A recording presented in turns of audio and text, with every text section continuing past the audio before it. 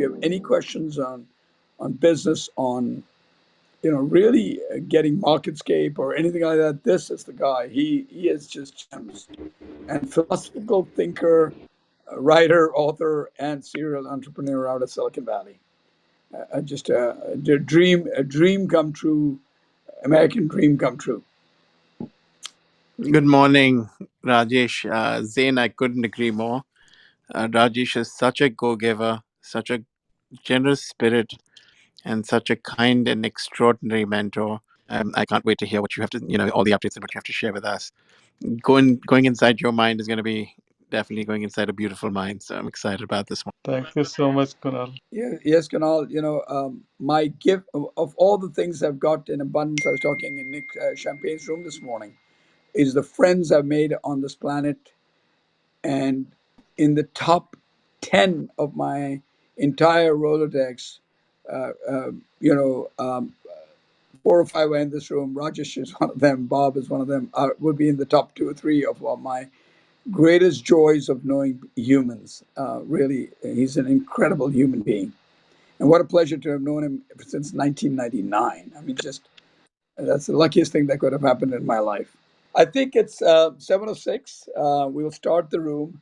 Rajesh, first of all, a gratitude to you for coming up here this early. It's 7 o'clock in the morning in California, on lunch yesterday as we were talking. And again, as always, Rajesh just introduced me to two amazing humans yesterday at lunch. Just incredible.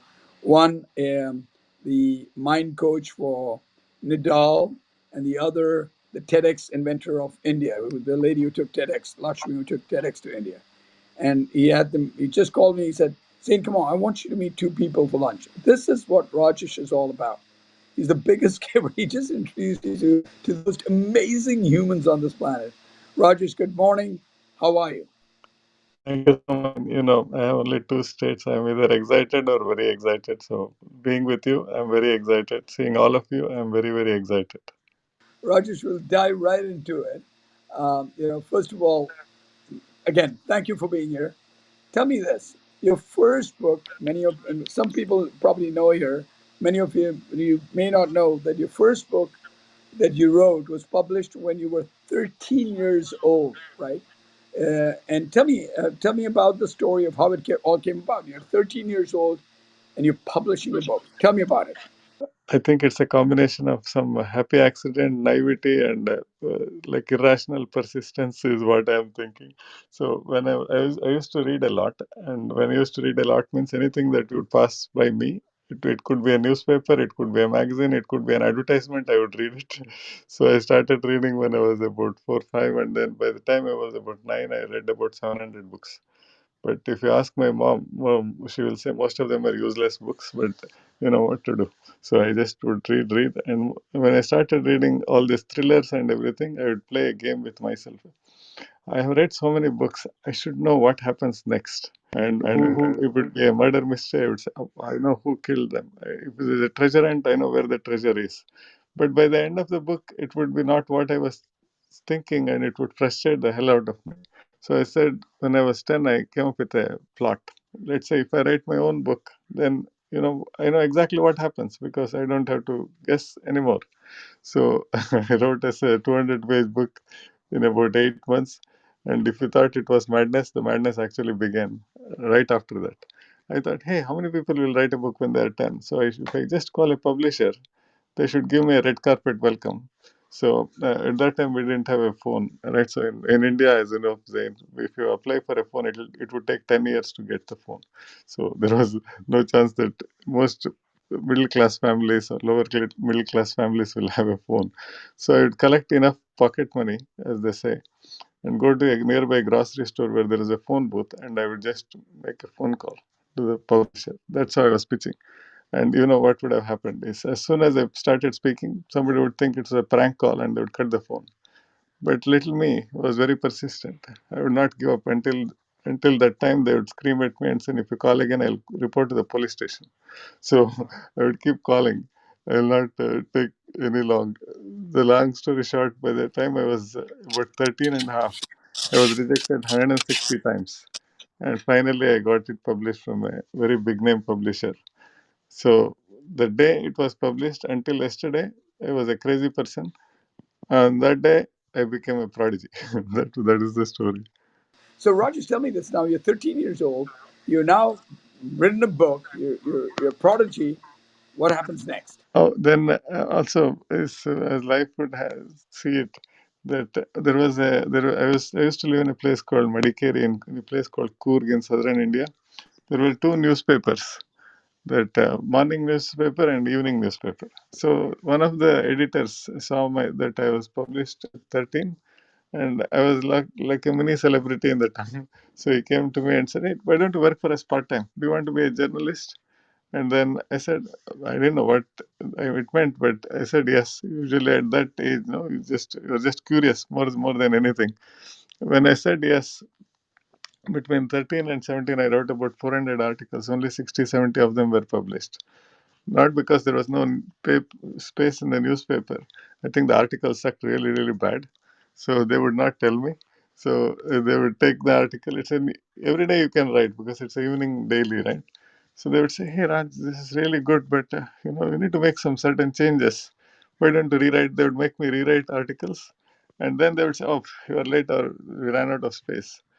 Only after first 6 months, I realized that the space was always there. The articles were not good, but they taught me a bunch of things, because in a daily newspaper, time is of essence, and you need to take something and you need to immediately convert it into a story that somebody will read.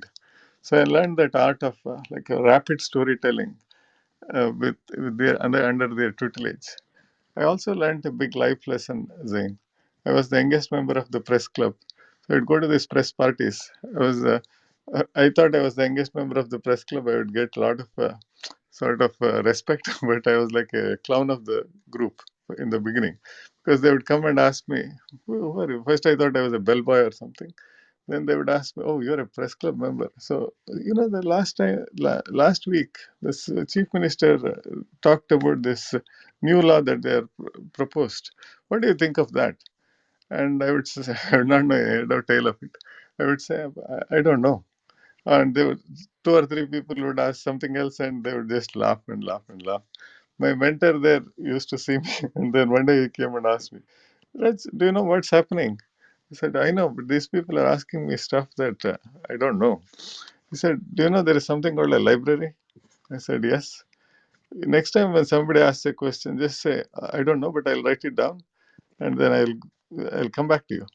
And that's exactly what I did once. And the next day, I would call them and said, "You asked me the question. I didn't know the answer. Here is the answer." There were 14, 15 people that would make me may laugh at me, and all those people became suddenly turned around and became like my mentors. I had oversupply of good help all of a sudden, and that was the turning point in my life. So after that, I said, once you have an oversupply of good help, you can achieve anything and everything you want in life. And that led me to write about five more books before I was 17, and that's how it continued. I also want to add how I met Rajesh. Rajesh, is it okay if I share that? Yes, yes, yes, definitely. So what happened is I was running an insurance brokerage in Silicon Valley. This is 1999, 1998, 1999. And two gentlemen walk in, Amit and Rajesh's partner, Amit, his partner, Rajesh's partner, walk into my office. And they come in and very slender. If you've seen Rajesh, she's very slender, thin, nice, just like most people from South Asia are. Walks in the office. I look at him, and I look at my assistant, and I think about. I said, you know, let's try and help them and quickly go. I'm in a busy meeting. What turned out from there is a love affair with an individual that I cannot match with anyone else ever. He has Rajesh has introduced me to anyone and everyone on this globe that I would ever want to meet. He is the most connected individual, and that's purely because Bob, he lives on your book without even having read it in 1999, probably. Is he just gives. He's the Pindar of all Pindars. He is just the biggest giver. In fact, yesterday at lunch, the two other guests, Ralph Nadar's coach and TEDx founder of India, and they were both struggling to see what can we give you to Rajesh, because Rajesh is just pouring of giving. So my love affair with him from 1999, from starting to, and they were just looking for insurance for one of the companies that then exited later, massive exit for them. And over the years, then the number of books he's given me, the number of advices he gives me, and we have our Sunday lunches, breakfast, and the most I've learned so much from you, Roger. So thank you for that. Hopefully, everybody's invited a whole bunch of your friends. And now I'll go to my next question to you, Rajesh. Do you want to add anything to that, Rajesh? For me, meeting you was definitely joy. I was not expecting to meet you because I was saying this is going to be a quick transaction. And as anybody who has met you knows, there is nothing quick with it because you are always long term thinking. And then once we started talking, I was like fascinated. I was like, I had to pick up the job which has dropped to the ground. And I was thinking, how can the person who is selling insurance be so insightful? Insurance and insight is usually not there. And then that fascination, even today, when I meet with you, that fascination exists. So, you have obviously have done so many things after that, but that intrigue has always remained. Well, this, by the way, this room is about you, not about me. So thank you. Is But Zay, can I say something? Rajesh, I'd love for you to talk about one thing. The one thing I observed about you is that you're someone who can construct something positive out of the worst constraint, and have a sense of humor about it. So, I'd love for you to talk about what are one of, I mean, you talked already about how people would laugh at you and still you just kept going, but uh, tell us one or two things about really tough times you had, or an issue you had to solve, and how you come out of it with humor. Um, if you're open to it, you can talk about shaken but not stirred, but whatever it is you want to talk about, just tell us, because I think that shows a side of you that's extremely unique. Thank you, Lakshmi. First of all, thank you so much for being here. It already, I always say I'm at cloud 9 or cloud 10. I'm at cloud 11, somewhere there. So thank you so much. So I'll be happy to talk because one of the things that first I'll say the framework that I use, and I have something called I'm here, where next. That's the framework. It's very simple, 4 words. I'm here, where next. So that's the one piece of writing that I have everything. It's in my like wallet. It's on my desk and everything, just to keep me grounded. So I am here is in the mood of acceptance, because what else can we do other than accepting the reality? There is nothing much I can do. I learned this from Stoicism, and which is basically the quest for tranquility, come what may. So when you are in from the Vedas or Bhagavad Gita, I call it Sthita Prajna, and I'm not there yet, but I'm always thinking, once I've accepted, half the problems are gone, because I'm not fighting with reality. In the fight with reality, reality always wins. Next, where next is basically the mood of wonder, which is the possibilities. Wherever I am, I always think, what possibilities exist from here? So once I be in that mood, is a mood of acceptance and immediately mood of wonder, everything else blurs. So this is what I have used always. And when I wanted to, after I studied Stoicism and linguistic philosophy, somebody said, "You are learning all these things from other countries. You should learn the Bhagavad Gita." I said, "Okay." Okay, thank you. So the Bhagavad Gita, and I said, how many verses are there? They said 700. Oh my God, 700. Oh, that's a lot. I said, tell me one thing that I have to know. They said one verse, which is about attach yourself to the effort and detach from your outcome. So that's another thing I embedded inside my DNA. I said I will only. I say who are you? I say I am a work in progress. What is work in progress? I guarantee my work and progress is left to God. So that way I'm never getting anything into my head, because there is so much to learn, and there is always so much to learn from everything. The challenge, I can go on to say, the challenge, one thing that just little bit uh, got me off my track was in about I think it was 2014 when I was diagnosed with Parkinson's, and I was I was all over the place, and then I lost my ability to write. A writer who cannot write is like a little bit of a problem, right? So basically, I would just be like, "Oh, what is happening?" And it was mostly amusement and sort of a little bit of a irritant more than anything, saying that it's like saying, "Oh, I want to pick up the glass," and I was like talking to my hand. I would say, "Hey, pick up the glass, man," and the hand would say, "I know, I got your message. I'll get back to you."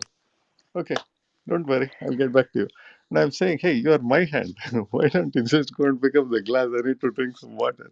And it would say, yeah, I heard it. I heard it. You don't have to say it, scream it. It's just wait, hold on, have patience. And I would like, no, I need to pick up the glass. So it was very amusing. And of course, people around me thought, what is wrong with him? He's just smiling. So I would think what to do. And little bit later, my friends forced me to write something because I had not written for a couple of years, and it took me about 25 minutes to write. Too much of rest makes your mind rest. It took me about 25 minutes to write it, because earlier I used to write something and I was thinking that I wrote like a name and it would look like a straight line. So, and I would say, wow, I know how to transform a name to a straight line. So everything was fun, but it was frustrating and irritating at once, because I had to write it again and again and again. So, uh, and then at that time, I think Sumuk was 16, my son, 14, 16, yes. And then he would say, Dad, you should post this to Facebook or something. And we posted it on Facebook. And I forgot about it. Next day, there were a few comments. And then it sort of gave me the motivation to post another thing. And then after about 25 days, my friend Chris from London, he said, hey, I've got a domain for you. It's called Napkin Sites, and you should post this your napkin sites. Until that time I had not thought about the word for what I was doing, so it became napkin sites, which was like an insight that fits on a paper napkin. And my initial goal, Lakshmi, was to write 100 of them, because it would take me like about 3.5 months. I will write 100 of them because it takes a long time. And when I reached 100, I was not counting it properly. It became 103. I said, oh, no, no, this won't work, because it has to be an even number. And then I said, I'll make it 250. And now I have about 3,000 of them. So, and it resulted in a ton of stuff that I never even imagined that this will lead me to this state.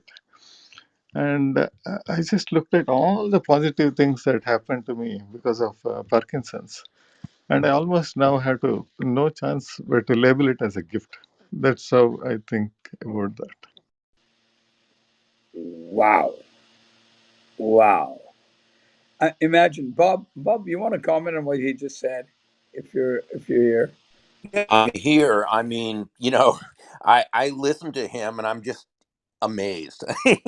Just what a great attitude. And as I was listening to him, I was asking myself questions. Could I really have that same wonderful attitude? And while I'd like to think I could, I don't know that that's true or not. I have so much admiration and respect for how he is able to reframe and to really feel that gratitude for for everything, and just nothing I can say other than respect.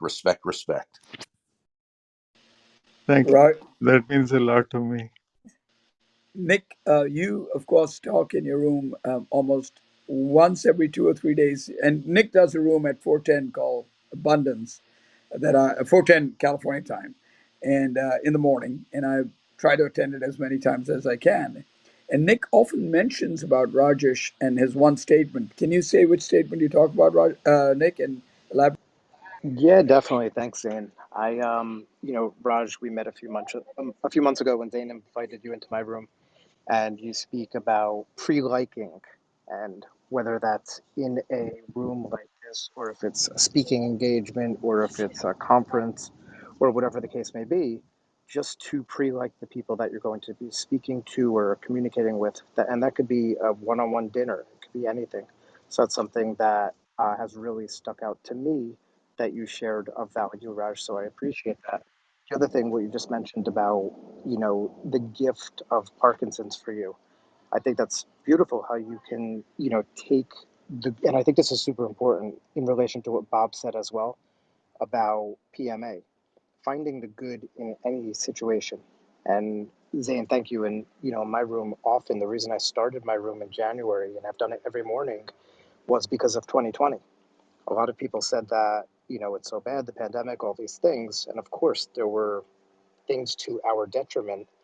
But when you find the good in every occurrence, then you have a better life. And so I think that's a great example of what you're sharing, Raj. So thank you. Appreciate being here. And I'll be listening in and contributing however I can. Thanks, Zane. Thank you, Tony. It means a lot to me. See, I learned this from another Raj long ago. So about pre-liking, and I have just made it my mantra. And it has never failed because even today, what I did was I'm going to like everyone. In fact, I love everyone. What is the maximum? And I'm not expecting everybody to like me or love me back. That is too much to ask. But how much ever you try, you cannot stop me from liking and loving you. Impossible. There is no chance that you can do it, and maximum will take me to court, and you lose the case because I'll still love you. Yes, now whatever you said is phenomenal. You actually quoted a religious scripture that attach your self to the effort and detach from the outcome. And what I've heard so far and all your accomplishment, to me, it seemed like sort of an effortless. What would you say about it?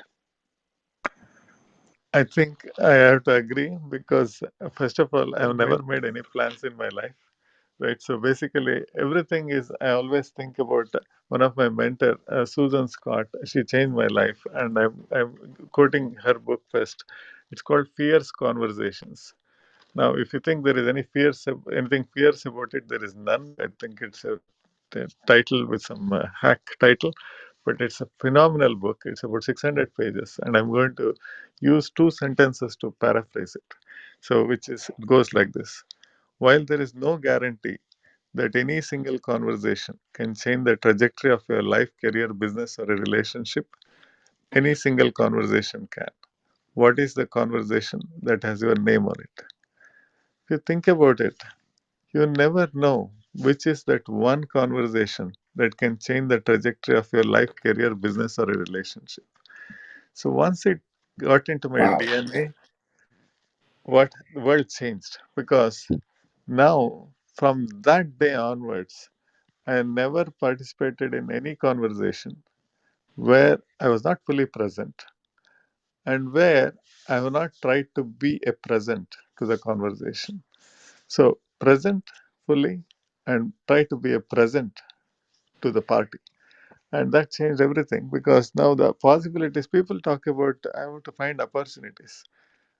Thanks God, but I have never got a dearth of opportunities because there's so many people like Zain and all these people.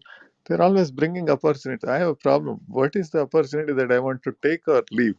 Because it's like an oversupply of opportunities, all because two things: be present to every conversation, try to be a present to that conversation and to the party. Wow. Wow, And, thank and, you. so Rajesh, before what we'll do is I'll ask one question and then I'll go PTR order and ask everyone in the audience to ask a question if they have, or then jump to the next person. So my next question would be, now you've written a book at the 13, it's published, you've gone forward, you're earning. What are some of the lessons you learned from your early writing and publishing adventure? Give me some gems to the audience of lessons that you learned. Definitely, Zain. So the first thing that I learned is that uh, see, there is help out there, but you have to be deserving rather than demanding. So I learned this during the publishing stage. I would say, I have written the book. People should help me, and which is good, like in a moral thing. But I also want to understood that in those years that these people are not. I am not the only person asking for help from them. I am like one of the 16 people who have asked, "Can you do this for me? Can you do this for me?" So I was thinking, how will they prioritize and why they should prioritize my request over any other request? Because they have to do it in one way, unless they are like Superman or Batman. They can say, "Oh, 16 people, you're all asking for help. One snap, everything is done." That's nobody has that. And I started thinking, how will they prioritize? It's basically they have to say, who is this request number one coming from my wife's brother? How can I get in front of that? It's impossible to do it. So I started saying some of them I cannot escape. Then I started thinking, how can I be valuable to them? Because only then there is even a chance that a stranger will be able to do this for me. So once I started doing it, I started getting little bit of positive things. Before I pitched to a publisher, I would send, what are the 6 books that I really liked? And then why I liked them. What did I do? I told some people. At least they would respond. And not that they will come and say, oh, what a beautiful letter. I'm going to publish the book. But at least they would not say, this is a prank call and those kinds of things. So that one thing helped. And the second thing, uh, because of the coaching that I got from the editors, they would make me rewrite it like 50 times and still not publish it. And I would compare the version 1 and version 7. I was like, wow, I thought I wrote a good article. Version 7 is like not 7 times, like 15 times better than version 1 and version 20. And I would be surprised myself. How is it that, why didn't I think of it first? So those things would go on. And now I never get attached to the first version because people say, you get your best things out first, and which is very rare. So all the people that I know is they edit things like crazy, and some of them are so maniacal that they edit it like 200 times. I'm somewhere in 1/4 maniac there. I did it like 50 times, but it's wonderful to see how just keep thinking about it again and looking at it from a different vantage point. And other people might think of it like work. For me, it's like art. So those are the things I learned during the publishing days. Thank you. It's great to hear everybody's voices. And Rajesh, thanks for spending your time with us this morning. As a recent best-selling author myself, and new to tech, actually, successful in entrepreneurship, but new to tech. I think the tech world is not quite ready for somebody like me, so I have to figure out my way through this. Zane will tell you what I'm talking about. But what is a one piece of advice for somebody that's, I go hard, but getting into tech for the first time? I would love to hear your take on that. Oh, can you hear me? Thank you so much, Hirak. See, the first thing is that it would have been a different advice about 10 years ago. Now, it's a very different way to look at things with the no code and low code movement, right? So, where basically you almost can assemble the tech that you want. There is tech is no longer new. You'll be amazed how many things you can do with as simple as dragging and dropping things, and it's almost becomes like a puzzle, right? So basically, you're solving a puzzle kind of thing. So earlier, the one program I remember, and now I'll date myself, is they said the programmer was not there. I was managing a project for a bank in San Francisco. The programmer just had a medical thing that he had to leave, and I said, "Let me program it. What do we need to do? We need to send a fax notification." And then I said, "Oh, fax notification. What language?" And they said it's Python or Perl or something. So I went to the bookstore and I studied Python. And then next week, I was able to just send that fax. So now, first of all, faxes are no longer there. That's a different story. But if you want to just send it to an SMS message to another thing, you don't start from scratch anymore. We just start looking at, who has done this, and it's almost like, okay, you bought this module and placed it, and then you click a button, it's almost done. So my thinking is, just to change your perception that tech is hard, which is because of the no code, low code tools, it's never hard. And there are some people who take it a whole new level. My friend, let's call him BB, he has like 56 sensors in his home. Almost has to give a user manual to somebody who gets in, like a guest, who says, if you want to open the bathroom, click this link on this cell phone. If you want to do this, you click that. And so some people take it a whole new level. But to start with, I think the first few steps are probably 50 times faster than what you would have seen 10 years ago. Does that help? Yeah, I love it. I'm a simple guy, so you basically said keep it simple, right? Thanks, Mike. Thanks for the question. Same. Rajesh, I have one for you. So, what was your first entrepreneurial venture? Now we know that you've got you've written these books, publisher, age 13. Now you're growing up. What's your first entrepreneurial adventure, or was it that a book you wrote at age 13? And tell us. Yeah, it was earlier. Like I said, I used to go to all these competitions when I was in the school. Right, but even although I was working as a part-time journalist, I used to. I was still studying. So in India, as you know, when you're growing up, as long as you get good grades, they will allow you to do anything. Parents will say, "Okay, blank check, right? So you can do anything." If the grades drop, then all the restrictions will start coming up one by one by one. Otherwise, you cannot escape the sort of the inquisition that happens with your report card at home. So let's say you got 193, 90, 98, 99, 1 is 89. All the conversation will be about what is that 89, what happened, why were you slacking. So I was trying to keep all the grades good. And when I got about 6 books published by first I was 17, my mom got really worried that I'll become a writer. And she was like, "What? What will her son, if he becomes a writer? What will they think of me as a mom?" I'm sure that was running in her head, right? So she came to me with three choices. She said, "You have three choices. It's choice number one is I thought engineer. Choice number two, doctor. Choice number three is a loser." I said, "Mom, this choice number three is not even a choice." "Oh, so smart of you. What is it? Choice number one or two?" I said, "Okay, one." Then the way I said it, she said, "Oh, this is not working out." She said, "Oh, you're not doing this for me. You're doing this for you." I said, "I know, Mom. I know. I'm doing it for myself." She said, "No, no, no, no. You don't get it. If you're doing it for yourself, you'll get past this or come out of this in flying colors. If you're trying to do it for me, you'll just skim through it." I said, "Okay, got it." And then now that I made a promise to my mom, I dropped writing at that time.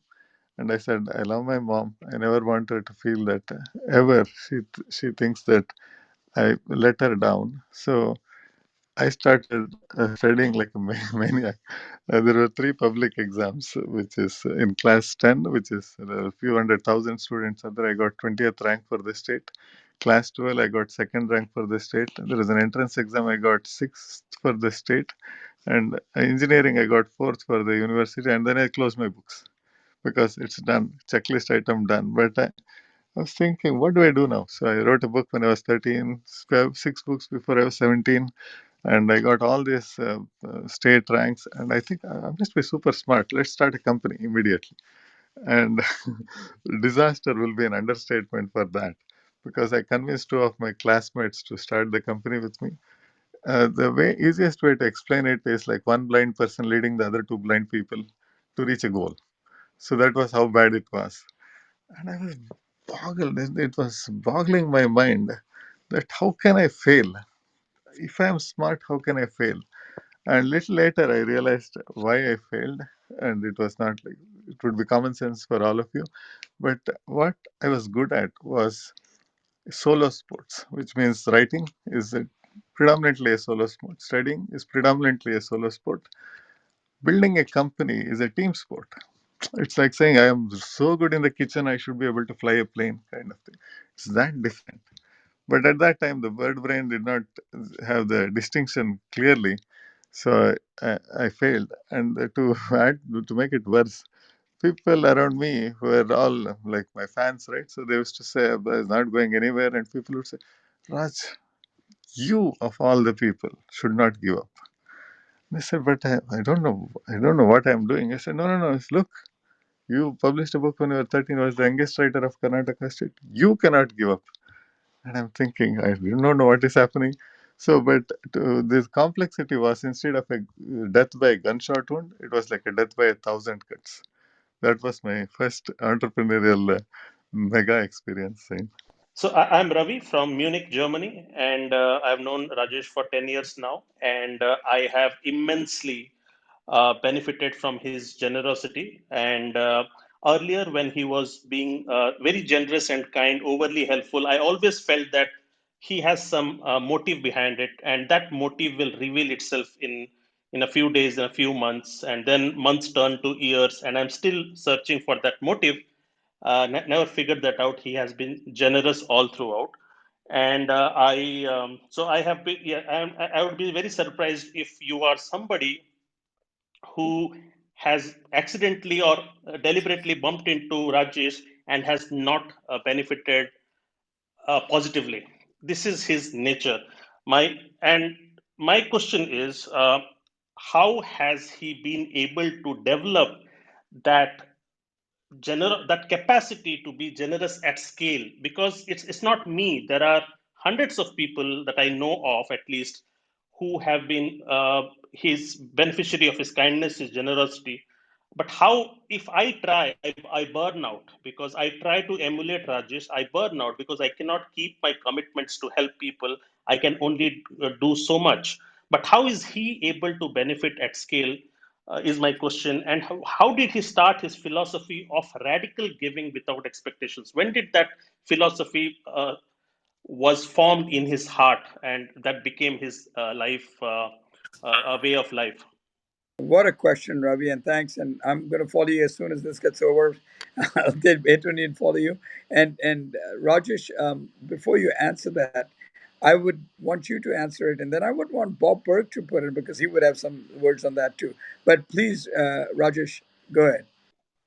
So much. Thank you so much, Ravi. You were super kind. So basically, see, when I met Ravi, so one of his things was, should I do a podcast or not? And I was thinking, this guy is so bright. Why would he even question it? And then when Ravi said, I have to think about all the conversations and everything. Then I said, he's so bright. All he has to worry about is asking questions. Why he does not have to know the answers? And I was not thinking about myself, because there was no need to. Because I was my whole fascination was, if Ravi, such a bright person, actually starts a podcast, how cool the world will be, because they will all benefit from his effort that he brought somebody to the table, just made it. And I know, knowing that he is from tech, I know that this will be super cool. He will make it all sophisticated. I was always thinking, what would the world look like if this is wish came true? And if I'm not able to help, then I almost robbed those many people that would have benefited from him, and it would be irresponsible on my part. So what did I do? I said, hey, what is the thing? If I started introducing to some guests, hey, my friend Ravi is starting a podcast, you should be on it. And after I introduce, my theory is that if I can overwhelm with things that it's already there, then he cannot escape from it. um, I'm so happy. Yesterday, I was listening to a podcast interview with Radhika that he did, and I was saying, "My God, he will be one day. He will be on the stage interviewing. He will be like Larry King somewhere." So the joy of him growing is already the gift for me. So I don't have to look for anything. That's how I think about it. And anytime I help, I said, "Why is this person? Why should I not help this person?" how the world will be better if I help this person. If they succeed in what they are doing, the change in the world will be phenomenal. And I say, oh, if I don't help, then the change will get this not accelerated, but it may slow down. Then if I don't help, I'll be irresponsible. So I'm just doing it so that I'm not irresponsible. I hope that helps, Ravi. Bob, do you want to add something to how people just keep giving and receiving? Because you would have some gems to throw in there too. And and unintentionally, as always say, my Zig Ziglar's line saying, "Do one good for someone each day that can do nothing for you in return." How can people constantly do that and not drain themselves? Well, thank you, Zane. So there are a couple of points there. So let me get to the last thing you said. In case I forget, just remind me, okay, where you said how can people give without draining themselves? Because that's also very important. So picking up on what Rajesh said, I think there's something that I heard in what he said that is really one reason why he's just simply the embodiment, just as you are, and so many of my friends who are up here. Why he is the embodiment of what we would call a go-giver, and it's simply that giving value to others, helping make other people's lives better, is simply part of his nature. It's congruent with his values. And one of the, when we describe happiness, and happiness is such an important aspect of life, right? We're here for however many years we are, we should be happy.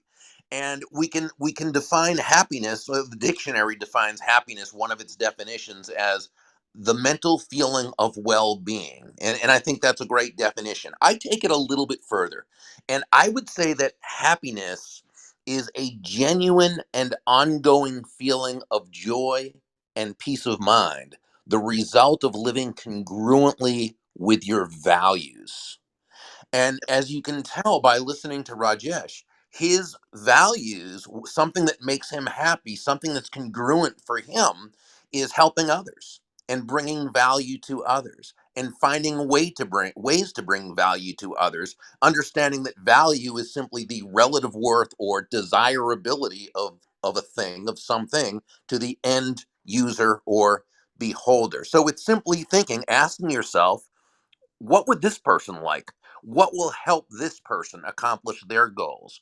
What does this person need, want, or desire? How can I be a part of helping them to become happier? And when we ask ourselves these questions, now we're able to determine that. Now the good news is the way life works, especially in a free market environment, meaning no one's forced to do business with anyone else. In this type of environment, the only way you can do really well for yourself is by helping others to do really well for themselves. And so it just has, so that's not why you give. It's simply the result of giving. It's why we say that money is simply an echo of value. Or remember, and you quoted Zig Ziglar, right? Remember Zig's famous saying in that wonderful Yazoo, Mississippi Southern drawl when he said, "You can have everything in life you want if you'll just help enough other people get what they want." So I think when we come at it from a point of looking to provide value, or what we would say, give value to others, whether it results in business or just a good feeling or putting people together or whatever it happens to be, we're always really creating that what I call benevolent context for your success. Now, regarding your question, how do you give without I can't Draining remember exactly. draining yourself. Dra- Training yourself. Okay, so something that's very thank you. So something that's very important to understand is there is nothing about being a go-giver that is congruent with being a doormat or a martyr or self-sacrificial in any way, shape, or form. Not at all. So if you're doing things in a way that's draining you, if you're doing things in a way that you don't feel good about, if you're doing things in a way that is somehow hurting you, well, that kind of energy, that's negative, and that's not something you want to be doing. So everything you do and everything you give should be because it's congruent with your values. You feel good about doing that. You feel good about yourself, and you feel good about helping other people as well. Thank you, Bob. Rajesh, you want to add something to that? Yeah, I have several things. First of all, Bob, as you know, I did not know that you can mimic Zig Ziglar so well. I just felt like Zig was talking. So thank you so much for saying that. And everything else that you said is pure gold. We should just almost we should give Bob a traveling tape record, not tape record, some recording device. Whenever he opens his mouth, he should just record it. Unless he's privately no, this don't record, that kind of things. Thank you, Bob. And here is the thing that I want to say. I just picked up a few things that about one thing we talked about is happiness. So my thinking is, first of all of us here already know that happiness is a choice. Why will somebody become unhappy? It's truly, I don't remember a lot of times that I was unhappy. And one of the things I learned earlier was that everything, all emotions, there is something called a threshold for that. If you want to get angry, so there is a threshold that you somebody should cross that will make you angry. If you want to get annoyed, there is a threshold there somebody should cross, or some you feel that threshold has breached, then you are annoyed. Happiness also is like that. Joy, all of them. There's a threshold that should cross. The threshold is a setting that we set, not somebody else sets. Why? Because suppose usually what are the default thresholds? For somebody to be happy, the threshold is very, very high. Somebody has to give them a bubble bath, take them out to a movie, show them bring them ice creams. There are lots of things. But to be annoyed, the threshold is very, very low. Somebody should say, I think that was what you said was idiotic. The moment you said it, is a wow, what do you think? You are some Einstein? Like that, you can get annoyed. But what if we reverse it? And let's say the threshold to get joy is extremely low. That means even by mistake, somebody smiles at you, you are overjoyed. You see a flower blooming, you are overjoyed. You got an opportunity to speak here, you are overjoyed. And to be annoyed, it should make it so hard that they should almost feel like, oh my God, I can't get him annoyed because it's like climbing Mount Everest. I give up, kind of thing. But once that internal thresholds are set, and you know that you are setting them, then life is always joyful. And irrespective of what you do or not, you just live the life fully because there's so much joy everywhere. And that's one thing. And the second thing is about giving without draining. So now there are systems and tools. And I have to also tell that many times I give when the giving is creating a better world. That's what most people hear when they come and ask me anything they ask. I always think, how will the world be a better place? With this, if I may give them this person help, how will this world be a better place? So once I have that, the choice becomes easy, and I can get the tools, and I have the connections, I can do things. And most of them, they don't have to ask me, because sometimes people ask me with what they think they need, but I know with their capacity I can give them things that they're not thought of. Then the possibilities will almost multiply, like it will become 10x. But the question is, how do we make sure that you don't end up giving to a person who is only self centered and who is also draining your capacity? For that, you need to know how to say no. And it has to be so sophisticated and so clear that if you don't do that, then they are robbing you of the capacity that you could have given to someone who is changing the world for the better, and you are using all those things just for them to feel good, or just building a bigger home or something. So how do you say no? So Zain, is it okay to tell the sequence, or please? Yes, yes, please, please. It's a 5-step process, which is not from me, it's from a professor. I don't remember, I've been using it for a very long time. First is to just repeat what they said. And let's say somebody is asking, hey, can you teach me how to do this? Let's say, can you teach me how to write a book or something? But something that is, that they are a taker, and you want to say something. It could be as simple as, can you come and pitch a tent? Or some random thing like that. So you want me to come and pitch a tent in your backyard? That's the first thing, because you want to know, you want to repeat that this is what they are asking you to do. So it's very clear, and you're not confused with there's no communication mismatch. And then your second step is very important. It says only two letters. You have to say no clearly. You cannot delete Ali. It's, you want me to help you pitch a tent in your backyard? No. And then you can say why. You can say I'm horrible at it. Could be one answer. It will go like this. You want me to help you pitch a tent in your backyard? No, because I'm horrible at it. And then give a potential solution. So you can say something like, hey, you can get some help from, go near Home Depot, there will be some people you can get some help from, or something like that. Or you can just get paid so for someone to do it. You will say like this. You want me to help you pitch a tent in your backyard? No, I am horrible at it. But you go near Home Depot, there may be some help that you can get from there. The last one is extremely important. It is what kind of help you are open to giving. It could be like this. But if you ever want to write a book and want to just brainstorm with me, you can ask me. So you want to teach people what help is easier to get from you, which is easy for you but valuable for them, rather than the other way around. Easy for them to ask, but really frustrating for you to deliver value with it. So the whole sequence can be repeated like this. You want me to teach how to, you want me to help you pitch a tent in your backyard? No, I'm horrible at it. If you go near Home Depot, you might be able to get some help very cheap. But if you ever want to write a book and you want to brainstorm, I'm the one for you. How does that sound? Hi, Murli here. I'm an entrepreneur. I'm based out of Bangalore. Uh, Rajesh Setty sir's home state. That's where I belong from, Karnataka. Just want to kind of mention that I met Rajesh sir in Silicon Valley when my startup was kind of going through the valley of death curve.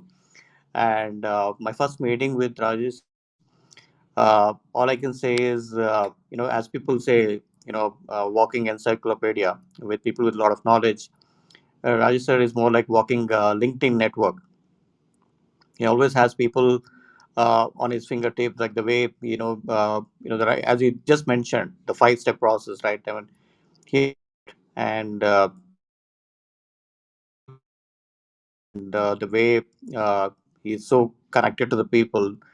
I have one question actually, and I come from yoga background, and that's where we both also share some common interests. So the question is like in the post-pandemic world, right? And we all see that the lifestyle has changed, the people attitude towards their life has changed.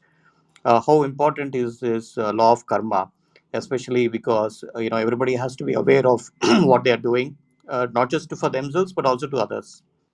Thank you, Murli, for hopping in. I think it's evening in India. So thank you for coming here and also asking the question. I want to answer that and also give some more things that, sometimes people may not ask this, but they might have a thing that will say, will this really work? Because it's, everybody is thinking about themselves and I'm trying to give, and will this really work? I want to make a business case for giving. So that way, there is no question that I'm an engineer. So I also have to think in an engineering fashion. So if you think about it, when you want to give, what is that first thing that to make it valuable to the other person, what should you do? First, you have to listen to them, isn't it? So basically, you want to know who they are. Automatically, you become very curious because everybody, when I talked to Murli, when I first met Murli, he runs a company called Yogify. It's doing very well now. And he had a dream. And I have been a yoga, not as powerful as what Murli is doing, but since 2007, I've been doing yoga. And I've skipped only 2 days. I'm very consistent with what I do. And I said, oh, this is, and I know how much it has helped me. So it was easy to help Murli because it's the same logic. I say, if I help Murli, how many more people will this help? And if I don't, I'm being irresponsible. That's a simple logic. Now, if you think about why do you do it for many, many people? What is if somebody asks, make a business case for me? I'll say like this. So if you, let's say you think about reading a book so that you can become a better, knowledgeable person. If you just keep reading books, what will happen? You will know more. That's what will happen. You will be like a armchair academic, or I'm nothing against academics, but you will, unless you are doing research and finding out patterns and all those things. But if you don't do it, then if you don't get your hands dirty, then the learning does not stick. What do you need? What are three things you need to make learning stick? It's recurrence, which is basically you have to repeat things at regular intervals. It's recursion, which is basically think deeply about it, and reciprocation, which is having a dialogue about a distinction in the back and forth. So that's how learning sticks. Now, if you think about it, you take a book, and now you think about what will you get in the book. You will get some information. If you read a little bit more and almost reflect on it, you will get some insight. But how will you know whether that insight will work or not? You will learn it only if you implement it, and then you will get some feedback, and then you will get some rewards, right? So, how many projects will you have that will make sure that every insight that is coming your way can be implemented in your own projects? Almost impossible to have like 100 different projects because you get insight from marketing, all those things. But let's say you are helping people. You will have, if you are helping 100 people, you can just get really good at looking at the patterns, looking at bringing the insight into a context and actually seeing it work. All of a sudden, that becomes your superpower, which is basically you know exactly what to do, what insight works in which context, and how you implement it, because you know which people who will come and implement it better. So it's like a snap of a finger. For other people, it look like magic. For you, it's like common sense. It's rocket science for others, common sense for you. So that's the business case I make for giving. For if somebody is wanting to have a business case, there is no need, because, like we said, you know, its universe is the ultimate record keeper. So you do good and you reap good. So if you just don't do enough good things, then why do you even expect anything good to come back? That's how I think about it.